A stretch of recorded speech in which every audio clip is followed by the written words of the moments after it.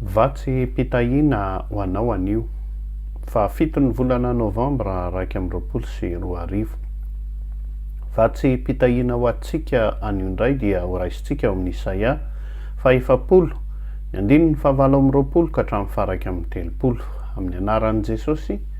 Tsy fantatrao va?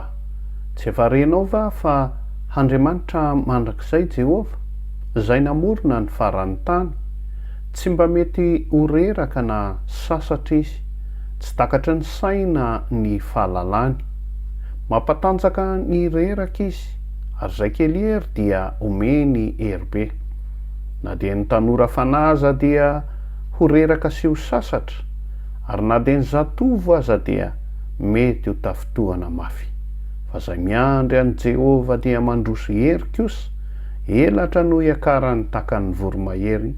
Hiazakazaka izy nefa tsy ho sasatra, handeha izy nefa tsy ho reraka. Amen. Vavakitsika. Misaotra anao zay ray mpamonjy anay. Mpamonjy anay amin'ny alalan'i Jesosy Kristy tomponay. Misaotra anao zay fa mbola mampatsiahy anay mandrakariva ianao.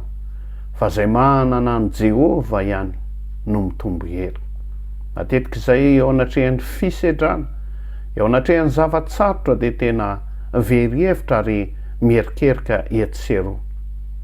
Kanefa kosa Jesosy mampianara anay hatoky ny teninao. Ho tanteraka aminay izany teny izany ho an'izay nieno sy nandray izany anio. Mba hiazakazaka tokoa izahay fa tsy ho reraka. Handeha izahay nefa tsy ho sasatra.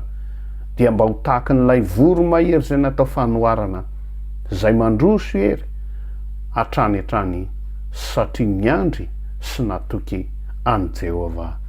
Amin'ny anaranao Jesosy Kristy Tompo mahavonjy no ametrahanay izany vavaka izany sy anirinay fatratra izany vavaka izany mba ho tanteraka aminay.